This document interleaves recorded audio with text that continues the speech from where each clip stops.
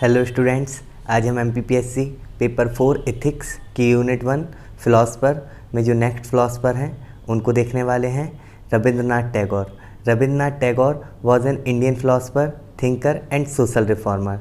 तो ये कौन है रविंद्रनाथ टैगोर? ये एक इंडियन फिलोसफर हैं, थिंकर हैं और सोशल रिफॉर्मर हैं। और इनका जन्म कहाँ है? इनका जन्म है कलकत्ता, वेस्ट बंगाल में। He played important role in the Renaissance of India in 19th and 20th century।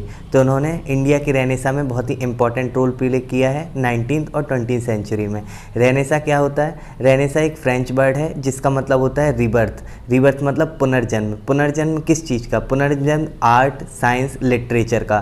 तो उसको क्या कहते हैं? रेनेसा कहते हैं। और उन्होंने इंडिया के रेनेसा में 19th और 20th सेंचुरी में बहुत ही इंपॉर्टेंट रोल प्ले किया है। He is also known as the advocate of humanism, love and harmony. तो उन्होंने किस चीज़ को एडवोकेट किया है, प्रमोट किया है? ह्यूमनिज़म यानी मानवतावाद को, लव यानी प्रेम को, और हारमनी मतलब सामंजस्य को।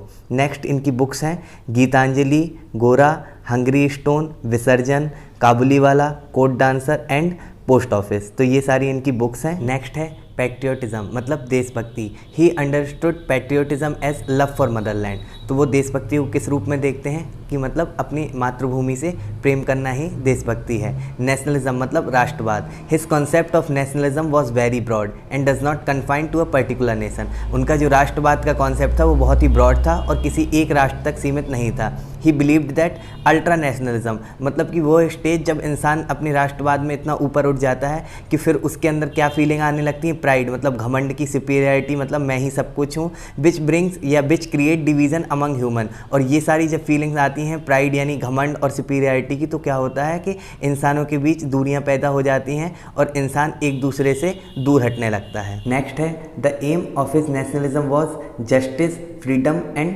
फ्रेटर्निटी।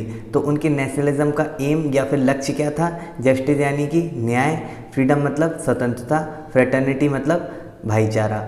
नेक्स्ट है ह्यूमनिज्म यानी कि मानवतावाद। Tagore ji admire humanism the most मतलब टैगोर जी ह्यूमनिज्म की सबसे ज़्यादा प्रशंसा करते थे। He viewed every person as a member of human society. तो वो हर व्यक्ति को कैसे किस रूप में देखते थे?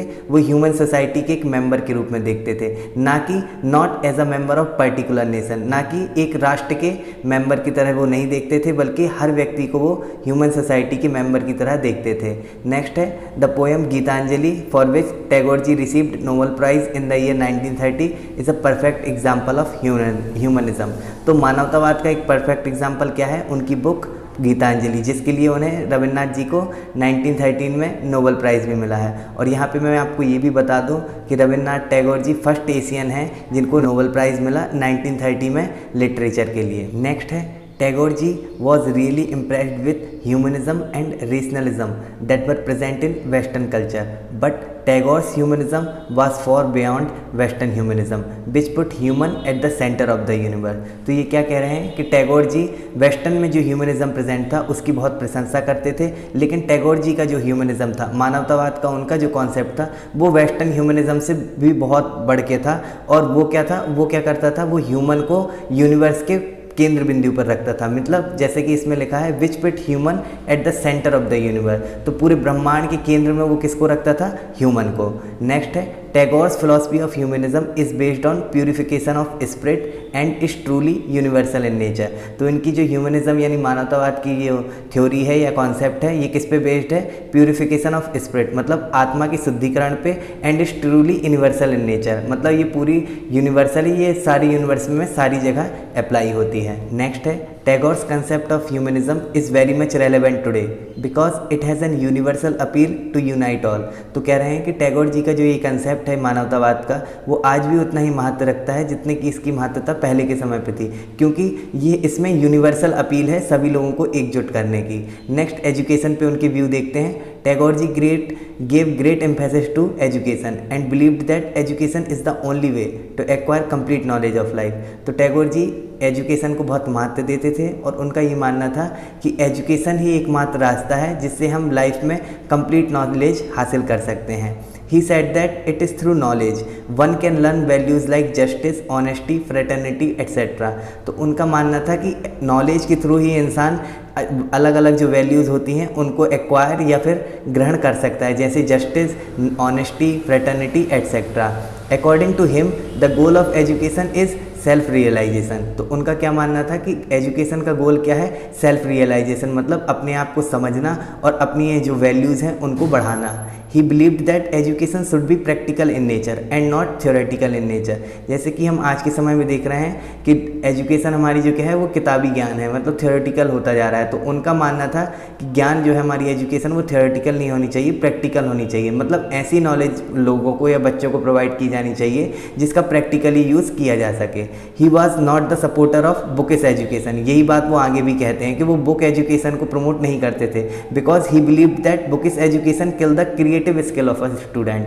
तो क्योंकि उनका मानना था कि बुकिश एजुकेशन से जो क्रिएटिव स्किल होती है इंसान के अंदर वो मर जाती है, इसलिए वो बुकिश एजुकेशन को प्रमोट नहीं करते थे।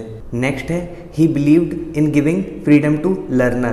तो जो लर्नर है उसको ये फ्रीडम देने पे विश्वास रखते हैं। ही सेड दैट, वो कहते हैं that children should be given freedom so that they learn things and grow in their own way. उनका मानना है कि बच्चों को हमें फ्रीडम देनी चाहिए जिससे कि वे चीज़ों को अपने तरीके से समझ सकें और अपने आप को डेवलप कर सकें। He suggested to include dance, music, drama etcetera in education system as it increases the potential of an individual. तो उनका मानना था कि डांस, म्यूजिक और ड्रामा, ये जो एक्स्ट्रा करिकुलर एक्टिविटीज़ हैं इनको भी हमें एजुकेशन सिस्टम में इंक्लूड करना चाहिए, क्योंकि इससे क्या है इंसान का पोटेंशियल बढ़ता है।